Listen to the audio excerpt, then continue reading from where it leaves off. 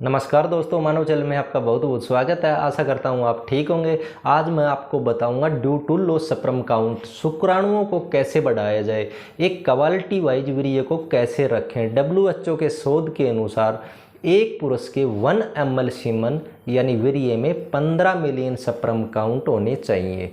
एक अच्छी फर्टिलिटी के लिए 1 ml वीर्य में 15 मिलियन स्पर्म होना जरूरी है। एक अच्छी क्वालिटी के लिए, एक अच्छी फर्टिलिटी के लिए WHO के शोध के अनुसार एक पुरुष एक मर्द के अंदर 1 ml वीर्य में 15 मिलियन से लेकर 200 मिलियन तक स्पर्म हो सकते हैं, लेकिन कम से कम 15 मिलियन की ज़रूरत होती है दोस्तों। लेकिन 15 मिलियन से कम होने लगे तो ये लो स्पर्म काउंट में आने लग जाता है।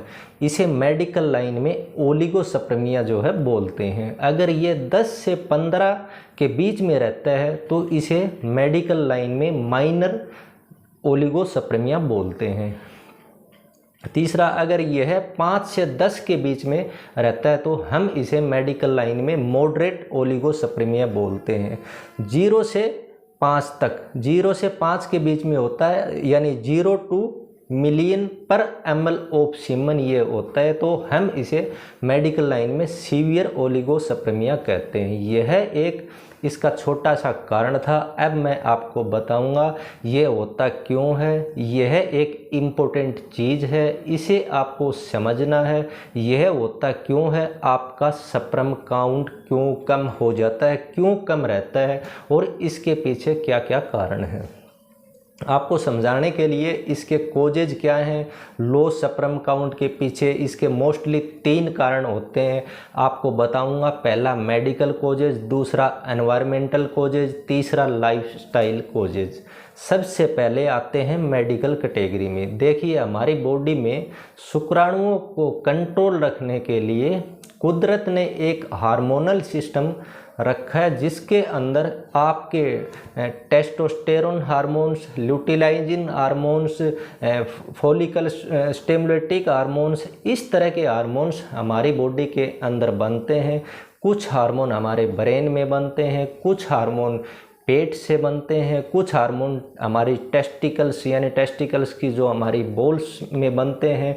ये हार्मोन्स हमारे शुक्राणुओं को जो प्रोसेस जो होता है उसे कंट्रोल करते हैं, मेंटेन करते हैं। कभी कभी इन हार्मोन्स में कमजोरी या कमी पैदा हो जाए तो यह बहुत बड़ा कारण बन सकता है। मेडिकल कोजेज में दूसरी कैटेगरी आती है क्रोमोसोम्स डिसऑर्डर।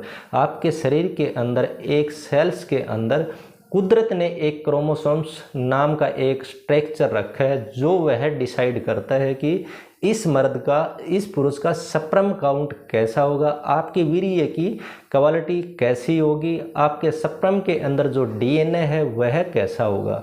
ये सब क्रोमोसोम्स डिसाइड करते हैं। अगर इन क्रोमोसोम्स में कोई दिक्कत आती है, और यह अक्सर माँ के पेट से ही आती है, दूसरा स्पर्म आपकी टेस्टिकल्स बॉल में जहाँ बन रहे हैं वहाँ से लेकर, उस बॉल से लेकर जो बाहर निकलने तक का जो प्रोसेस है, उस रास्ते में कहीं पर कोई इन्फ्लामेशन तो नहीं है, सूजन तो नहीं है, ब्लॉकेज तो नहीं है, कोई रुकावट तो नहीं है, कोई गांठ यानी कोई सिस्ट तो वहाँ नहीं बन गया। चौथा कारण, जब बच्चा माँ के पेट में होता है तब यह दोनों गोलियाँ जो हैं बच्चे के पेट में रहती हैं। जब बच्चा पैदा होता है तब हमें पता भी नहीं चलता, ये दोनों गोलियां पेट से उतरकर बाहर आ जाती हैं, मतलब नीचे आ जाती हैं, नीचे जो पाउच होता है उसमें आ जाती हैं, जो हमें दिखाई देता है। अगर किसी वजह से ये दोनों गोलियां पेट से नीचे ना उतरे, या कोई एक उतर जाए, या कोई एक गोली जो है ना उतरे, तो उस स्थिति में भी जो है स्पर्म काउंट कम हो जाते हैं। ये कुछ मेडिकल कोजेज थे। अब मैं आपको बताऊंगा दूसरा कोजेज। अब चलते हैं दूसरी कैटेगरी की तरफ, वो है एनवायरमेंटल कोजेज। मतलब जो आपके माहौल से मिलती जुलती चीज़ें हैं वह क्या हैं।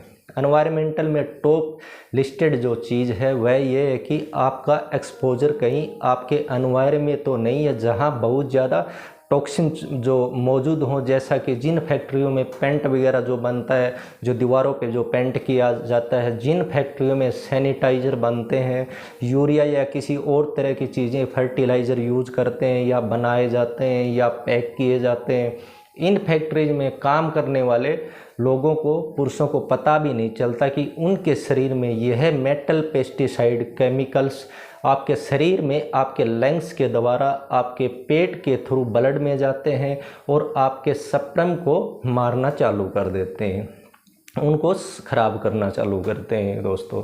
यह बहुत इम्पोर्टेंट कॉजेज है।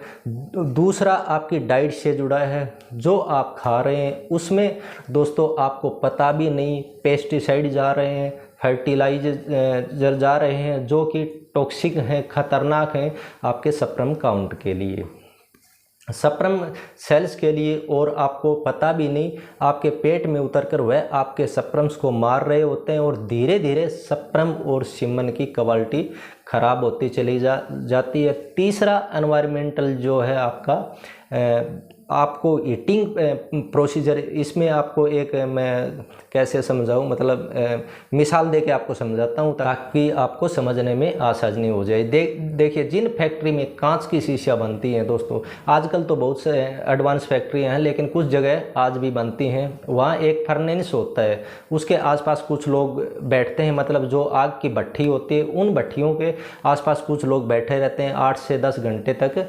वहाँ जो व्यक्ति ड्यूटी करते हैं उन फर्नेस में, उन भट्टियों में बहुत ज़्यादा तेज़ हीट होती है, आग होती है, वहाँ पर काम करने वाले मर्दों को पता भी नहीं लगता। उस हीट की वजह से उनके स्पर्म काउंट के अंदर कमजोरी आने लग जाती है, ख़राब होने लगते हैं। इसी तरह बाइक का ओवरयूज या मिसयूज करना, इसके अलावा बहुत ज़्यादा देर तक ऐसी कुर्सियाँ जिनमें ईटिंग ज़्यादा निकलती हो, मतलब फोम वाली कुर्सियाँ, जो गद्दे हैं उन पर ज़्यादा देर तक बैठे रहना, जैसे कि ऑफिस में 8 से 10 घंटे आप अपने लैपटॉप के सामने बैठे रहते हैं, वहाँ आपके टेस्टिकल का टेम्परेचर रेगुलेशन इनबैलेंस हो जाता है, उस नतीजे में भी आपके स्पर्म काउंट जो है दोस्तों कम हो जाते हैं। ये भी दोस्तों एक एनवायरमेंटल कॉजेज में आता है। अब तीसरी कैटेगरी की तरफ चलते हैं, ये बहुत ज़्यादा इम्पोर्टेंट है, वह है आपका लाइफ स्टाइल, मतलब मोटापा, वजन का ज़रूरत से ज़्यादा होना, सिगरेट, तम्बाकू या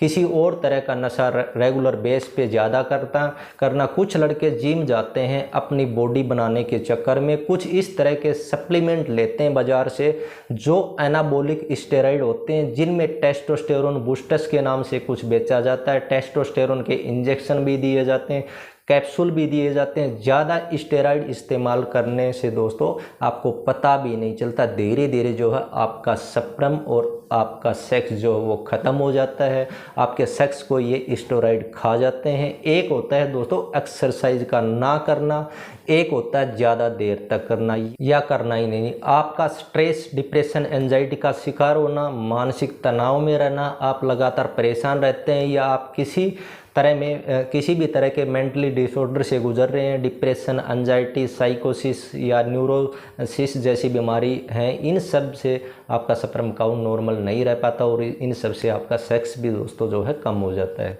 अगर दोस्तों आप में किसी भी तरह की अगर आप यौन समस्या से अगर परेशान है तो दिए गए नंबर पर आप कॉल कर सकते हैं, आपको पूर्ण रूप से ठीक किया जाएगा। आज की वीडियो में दोस्तों इतना ही। जय जवान, जय किसान, जय हिंद, धन्यवाद।